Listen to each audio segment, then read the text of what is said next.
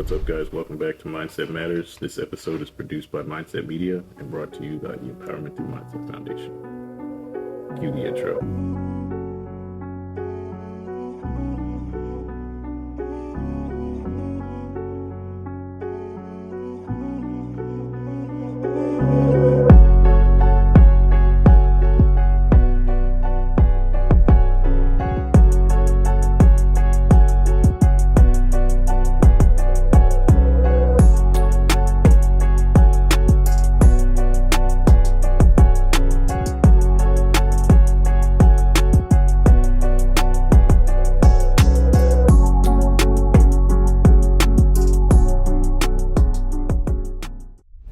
Guys, we have a special guest with us today. We have Natalie Garcia.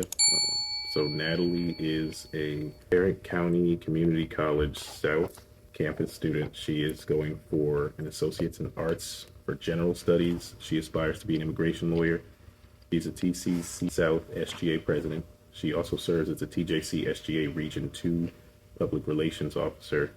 And she serves as a board of director on the Empowerment Through Mindset Foundation as its education programs officer and Department of Education chair. So Natalie, you're doing quite a bit of stuff. So we're excited to get into each of these roles that you're involved in. But before we do that, I want to talk a little bit about your early childhood experience. So tell me what your life was like growing up. Thank you so much for having me here today. A little bit about me. I was born and raised in California until I was in 6th grade. I moved around a lot. I moved to about 4 different states in between 7th grade and until my sophomore year when I moved here in Texas. And I've been here since sophomore year to now my sophomore year in college. So I think for me it was, I would say, a little bit difficult having to move so much as a child because it's like you're never fully stabilized and you're always the new kid. And I feel like subconsciously as a new kid, people expect something from you. I don't know how to explain it. And not that you're trying to prove yourself to anyone, but I think it's just like you never truly fit in because you're not from there. And I could see a shift in between the differences when I moved to different states. For example, when I moved to Utah, it's predominantly all white. And I was the one of only 4 students that were Hispanic in that entire school in all grade levels. So I think it was a little bit difficult for me to see how there was no one like me, you could say. But I think it also kind of showed me how much my culture and being Mexican, American, and being Hispanic, how it really ties into everything that I am, my worldview, and how it'll always be close to my heart. And I also think it's something that can connect you to someone immediately. Whenever you see someone that has lived the same way or like the same principles, traditions, you connect automatically. Other than that, I think more than anything it showed me that no matter where you grow up or no matter what you're going through, it's your mindset that matters. That's why I appreciate the concept of this foundation and everything that we're striving to represent. Other than that, I think just like my mom, she was like a pillar of, honestly, my inspiration because she was so rock solid in everything she did. And no matter all the troubles that we went through and anything that we had to go through or say just anything, she always stayed true to herself and always let us be her priority no matter what was going on. And I think she also instilled in me the importance of my education. And for me, becoming a lawyer, I feel like I'm kind of going off track, but my education has always been a non-negotiable for me. And I feel like my mom has always never really gave me, I don't think not that she's not giving me, but I think she's proven to me how important my education is and how important education is for everyone that I never thought I would do anything else. Yeah. So since I was 4 years old, I wanted to be a lawyer. I've always wanted to be a lawyer. I just knew I wanted to be a lawyer. But as I've grown up, the passion and the motive has really grown because I see the need that there is. So I want to become an immigration lawyer, but I think not only growing up and growing as an individual, I see the need for education. Okay. Mm-hmm.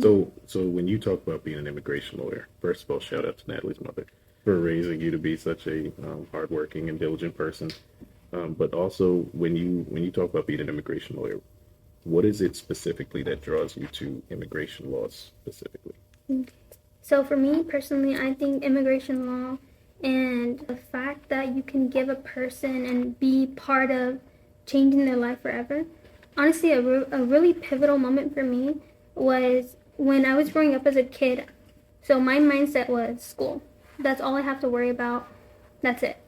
And I remember my friend, she was, her parents had moved here, they didn't have papers. And she had the same passion as me. She wanted to go to school, she wanted to do this. But when we were talking about what we wanted to do after high school and how I wanted to go to college and how even though I didn't have the money or even though I wasn't rich, I don't have all the money in the world, I knew that no matter what, no one could take that dream away from me because I knew what I wanted to do. And I was like, so what about you? And she's like, well, I would love to, but I don't have papers. And to me, that was like, what? Because I could see her determination and her passion for, she wanted to be a nurse. And I was like, those are the type of people we need, people that are really passionate, people that love helping others. And it kind of hurt me. I was like, what? I just couldn't understand it. And that's where I learned further that it really can dictate someone's life. And it really does affect someone, even though it's just their citizenship. So for me, I see it as a way of giving someone the opportunity to grow as a person, help their family, have a new way of life. And no, I think all the hard work that I do in my education and God willing the cases that I get, if I can help someone move forward to getting their citizenship and actually succeeding at that, I think everything would be worth it because I know that it's much more than just your citizenship. It's you're helping them, you're helping their grandkids, and I could just see how it like, I don't know how to explain it, but like, it was a big dictator in their life. And if I could move that barrier for them, it would make everything worth it, honestly. What I like about that perspective is that you come from a authentic space because you know what it looks like. Mm-hmm. You were there, you watched it affect somebody else's ability to accomplish what they wanted to accomplish, and you had your own ambitions and goals. And so I think that's very important. That perspective, that mentality of being able to say, I don't want other people to go through this. Mm-hmm. I want to be able to create a solution that keeps people from having to experience the problems that I'm watching them go through now. I feel like that's had an effect on your ability to represent in the other leadership roles that you chose to take on. So let's talk about that's right. So let's talk about a few of them. Mm-hmm. We'll start with SGA. So you've achieved a lot at a young age. You graduated when you were 16. You made history as the youngest SGA president of your chapter. And I want to know what drives your passion for leadership at such a young age. What makes you push to be so accomplished? I think it's just being open to it. When I joined the SGA, I wouldn't say I wasn't doing a lot of networking, to be honest. I just wanted to go into college and do my associates and just like that, right? But I soon realized that it's all about networking. And I think to properly help people and be a leader, you have to understand what people need and what they want. And I've learned through multiple of our conversations and also just being in the SGA that to be a leader, you need to have authority. We talked about this. You need to have authority. You need to have some type of policy or something that you can change and that will actually be impacting the people. And then you need... I think we talked about having... governance. I said funding, but like... Yeah, so money helps obviously be able to make an impact. And then... you have to have an understanding of your... and then data analytics. That's right. So you need to understand what they want. You need to have authority. You need to be an example of what you want to do. And you feel like, oh yeah, guys, we should be doing this. You need to be doing it yourself.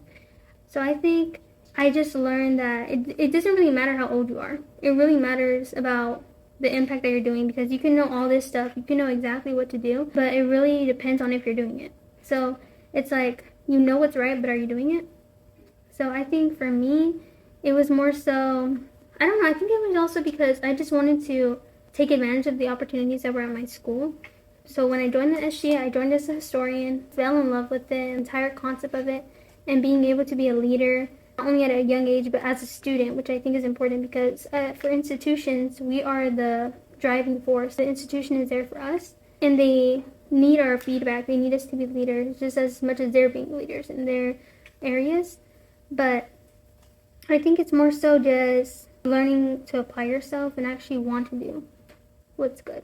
And I see that inside of you, the desire to push yourself to do the hard work. And I think some of the conversations we've had about your early childhood experiences, just growing up, some of the things you've noticed, I see where that comes from. Your ability to say, I want to do this, right? Mm-hmm. And you're not always comfortable with the thing that you want to do, but you decide to do it anyway, which I think that's what courage is, right? You're afraid to do it, but you do it because it needs to be done. And I think that's an admirable quality, especially again at such a young age. That inspires me to see you continuing to push and represent. And SGA is such an amazing opportunity to do that inside of. So you talked about your chapter position as president. I know you were historian on the chapter level as well, which is probably why you ran for the public relations on the region level. So tell me about that, your experience with Region 2, and what drew you to specifically to that role representing the region. Well, honestly, when I first went to the state conference, I didn't know that there was elections, and I think it kind of going back to when you said like courage. I just saw when we were at the region conference, like you guys were being elected and everything. They were like, "Oh, guys, who wants to run for public relations?" And I was like, and then I just noticed how like I think it's very valuable to have all aspects and all communities being actually represented, especially when it comes to region, because when I noticed, I don't think it's a bad thing, but I could. Oh, it was just like Dallas College, and then it was like one call-in, or like, there wasn't a lot of diversity in there. So I was like, excuse me, Tarrant County. So I was like, so I ran because I was like, no one else is gonna run, and I was like, well, it's meant to be. So then I was like, well, if I don't do it, I'm gonna regret it. So then I did it, and then everyone was like, all in favor, say aye, and everyone said aye. So I was like, oh, it is what it is. That's amazing. And I was glad to be able to watch you. I know you gave your speech and you took office and were sworn in. And that's amazing because some people respond differently to that. So when you see large, I know you mentioned Dallas College. Dallas College has always been very active with Region 2. I agree. So when you have an entity like that that's constantly present and in leadership roles, some people respond by saying, well, why should I bother? Because they're going to do it, right? But what I like about you is you said, you know what? Let me represent Tarrant County. Let me go ahead and put my hat in the ring. And so that's what leadership is about. It's about being inspired to take action and not just saying, well, somebody else is going to do it, or why should I bother? You took the challenge, you stepped up, and I've watched you do amazing things in that role, and I know you're going to continue to do amazing things in that role. So that's TJC SGA, Region 2. Talk to me about what drew you to, because you serve as a board of director for the Empowerment Through Mindset Foundation. You're our education programs officer, and you're also the Department of Education chair. So tell me what drew you to that role. Once again, as I mentioned, I think education is extremely important.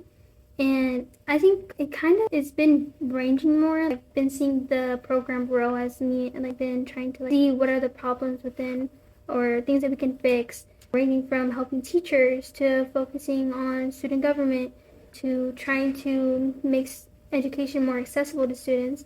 I think for me when I joined, it was more so about trying to help the minorities, trying to give access to students, and more than anything, promoting what's already there, because I feel like me, when I moved to different school districts, I would see that there was a lot of resources being available and people want to help, but they just don't know how to promote it. So I think, for example, when I went to a lower income school in California, we had a lot of good resources for students, and one year we went to community colleges and then actual universities.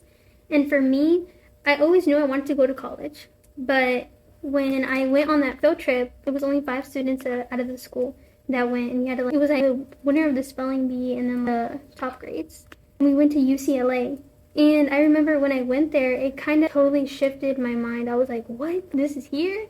And I was like, for me, just to see the different environment and the potential that there was, it kind of shifted my mindset completely, because I was like, even though I'm here right now, and like, I was 7th grade, I was going through, you could say 7th grade problems, but like, I was like, man, sometimes I would just wake up and be like, I don't want to go to school. But when I went to UCLA, I was like, oh my gosh, this is here, this can be me, I can be these people, like, I can be in this environment, I can be learning to this potential. And I was like, for me, that was like, wow. And right there, that became my dream school. Right now, it's not my dream school, but I appreciate the impact it made on my life.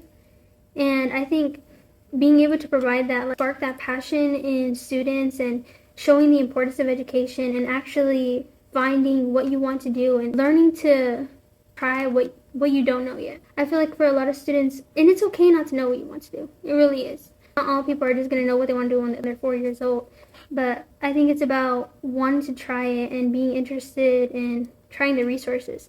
But more than anything, maybe there isn't resources for people. So I think kind of promoting it and then, of course, creating resources where students actually have the opportunity to grow as an individual and find out what they want to do. Because at the end of the day, we're all going to grow up and hopefully we're all going to have try and help society and help the people that are coming after us and basically making the path easier for the people behind us. And I think education and just growing as an individual is very crucial to that process. I agree. Students, and I've said this before, I'll say it again, students are the future of society, and when properly empowered, that we can invest in the future and make the world a better place for tomorrow by the way we approach how we do the work today. Mm-hmm. So tell me, what are you most excited about doing inside of education for other education programs also? A lot. I think more than anything, I've been seeing how certain things are affecting me in my school, and just knowing that it's a universal problem and the fact that I have the power to even help people. I think that's what I'm most excited for. Being able to empower students, and not only within Dallas and Fort Worth and Tarrant County, but without, hopefully, like entire Texas. So I'm just excited to be able to that change, and then I know that students want to be empowered, students want the resources, and students are worth investing in. So I know that it will be worth it. So I'm just excited to see how not only will be inspiring students, but also teachers and just everyone in education. When I look at you, what I see is an example of what students can be if they choose to be. Mm-hmm. What you've been able to strive for and accomplish, the change that you're going to now be able to make for them going forward. All students have the capability to do that. Mm-hmm. Sometimes they just need to see that it's possible. Like you talked about when you went to UCLA, you're like, man, this is here, right? This didn't even know this was here. And sometimes that's how it is with people as they move through life in their early stages. They think that they're in a box, right? Mm-hmm. This is what I can do and this is what I can't do. And when someone shows them that there's more that you can do, it kind of their mind. And so I'm excited to see all of the different ways that you do that for the people your age and for the people that are behind you, that are looking up to you as an example. So I appreciate the efforts that you put in. I'm glad that you decided to join. I'm excited to see where you go with it. So I want to also talk about, in addition to being with the foundation, I look at your leadership journey altogether. A lot of it is representation, CSGA and the Empowerment Through Mindset Foundation. So let me ask you, we talked about data analytics, so I want to go a little bit more into that. So what does it take to understand the people you represent, and how does that help you better represent them? I think it's trying to that relationship. I think for the most part in my school, I really try to I cheat code guys, because I started as my school. So I was already, last year, I was just going to all their club meetings. I was really getting to meet with them, individually, name basis, getting to know them. And I think it really did help me when I wanted to become president, because I kind of understood what they wanted. And I already had that friendship with them. It wasn't just oh, vote for me. It was hey guys, so you guys doing, actually running for president now, blah, blah. And it was we already had that friendship. I think it's just trying to understand your constituents and understanding the different types of students that go to your school. There's people that are already mothers. There's people that just go to school and they leave and then that's it. They don't really want to get involved with the, I guess you can say the clubs or the RSOs. So I think also trying to make events that are helpful to everyone. I've been to a conference once where they mentioned that they were doing events. And then for one of our events, we did at the studio. So it was activities basically organized where all students would come, all community, the kids. We had games for the kids. We had games for the adults. So I think it's just fun to see how you can foster a community that can help everyone if you just know who you want to help. And I think it doesn't really make sense want to help someone if you don't know who they are and what are their needs. It's, I don't know. So I think it kind of, the results speak for themselves when you're not really looking at the needs of the people. So. Yeah, I think you're 100% right, because I mean, see throughout the course of my career in business and also in my education journey, just watching the difference between people who care enough to know, to find out, right? That's where data analytics comes in. You have a system of surveys, you have a feedback system that you create, you tailor it to the people that you want to get information from, and you connect with them on an authentic level. They'll tell you what they want, and you have to hold up your end of the bargain. Because if you ask someone what they want and need, and they tell you, and you ignore it, the next time you ask them, they're not going to tell you. So it's about creating that relationship. So building trust and rapport is important, because if they trust you, they're going to share information with you, and you'll be able to use that information to help them, and that'll continue that cycle of trust.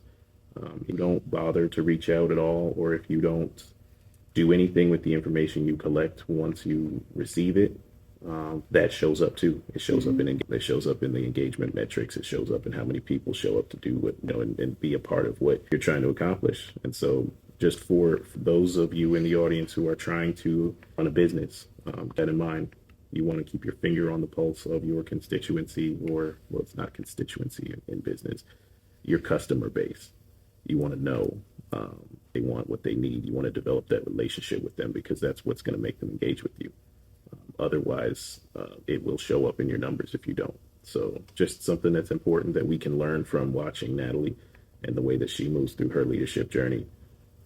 But also, like, I want to ask you about how you approach decision making. So once you have information and you know what people want, you may not be able to grant every request, but how do you approach making decisions on behalf of your constituency? So for me, I think it's real, honestly, sadly, it's kind of on what we're allowed to do. I'm not saying don't break the rules, but I think, but there's a lot of things that we want as students, and I think you have to really just be educated on what is allowed and what isn't allowed, and then kind of known to the students that, sorry guys, this is happening. It wasn't something we wanted, but here's what I can do.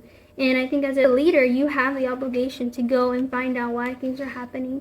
You have the obligation to, they don't want to meet with you. You're obligated to bother them and be like, hey, I need to talk to you about this. A lot of the students are having concerns over it, and I don't agree with it. I would just like to know what's going on, how we fix this. Is there anything we can do that this won't happen again? And maybe if it does, that the students would be involved. Like, we're supposed to be invited to the table where this discussion is being had.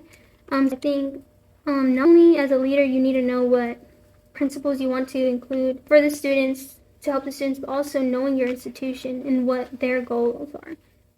Kind of really, you really just have to partner between both of them, and having collaboration with both the students, the faculty, the administration, and then of course your campus president, to understand the genuine need for certain things. And I think also, when it comes down to it, you just need to be ready to, like, use your voice and say, well, this happened, I don't agree with it at all, and none of the students are happy about it. And then you just need to come with the data that the students aren't agreeing with it, and honestly, just showing the perspective of the students, because if they care as an institution, they will change. And I think it has, when I brought it up to, like, my campus president and, like, our deans for certain things, and they've changed certain things because they see the need for it, and they see that you can't just do this and just say, like, it's what it is. You need an explanation for it. Like, so. Yeah, I think what's important when I'm hearing you talk about this, you're elected, you work for the people who elected you. 100%.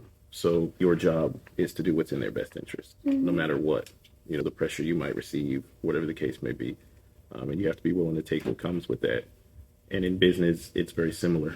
So in business, like, you, always comes first, right? Customer is always right. Same type of principle. All about your customer. You have to do your entire business model, your entire, what you try to accomplish has to be built around customers, because that's who you work for. That's that's what keeps the lights on. That's what pays your overhead. That's what generates your profit. Reason you're in business. So just important to keep in mind, like, you're trying to lead people, then about them. If you're trying to drive production, it's about the customer. But always people first comes to leadership and business. I know we do have to wrap it up. We don't have a whole lot of time left. However, here's what I want to do. I want to talk to you a little bit about building partnerships, like putting together teams or creating partnerships, because I noticed you've talked about partnering with administration in the past and some of the things that you were able to accomplish. So what do you think is important when it comes to building those types of relationships? I think it's knowing your team and understanding that not everyone is the same and not everyone will be the same. For example, there's some people that like to speak in front of people, there's others that just like to do background work, and they're both very much needed. But you need to know how to delegate those tasks. You need to know how to put them in a position where they'll best work. So I think I would do, it's like I wouldn't ask someone to do something that I wouldn't do. So before I would, for my vice president, we would collab for SG, we do certain events and stuff like that. We always try to, I feel like another important thing is just making sure no one feels left out and knowing that they all have their voice. Because making sure everything's respectful, everyone's, I understand not everyone's going to get along, but you guys need to respect each other. So I think it's kind of just like letting those little slick things come out and like letting things slide. I think it's like letting your nose be nose and yes is yes. So I think if you show that as a leader, like show that you don't have favoritism, be for like a certain administrator or something like that. I think kind of like everything you just have to do I feel like honestly, just be honest in everything you do, because then no one can say nothing. So it's like if they see that you're doing this right and they've never seen you do it wrong, then it's like I think it's like don't say something you wouldn't say to someone in their face. I think that's the main thing. And also be honest about what you have to say. And I think it's for administration to like go up to our administration. I kind of say what I need to say, always respectfully and with like facts out there. Don't have to be like beating around the bush. Just say what you need to say. So yeah, correct. Yeah, that's a skill. Sometimes you have to learn how to do that. Some people are born with that gift, and others have to develop it. But it's important. I know, like I said, we're running out of time. So we're gonna go ahead and wrap it up. But I do want to thank you for taking the time. I'm excited to have been able to get you out here to do this. It's been a while in planning, but I also want to say that I'm proud of you, Natalie. I'm proud of what you do, about who you are, what you're about, and I'm excited to be a part of your journey and to see the things that you're going to accomplish next. So for audience out there, definitely take inspiration from Natalie's story. It doesn't matter how old you are or about the work. It's about what you are as a person and what you decide to do. Mindset always matters. So remember that it's only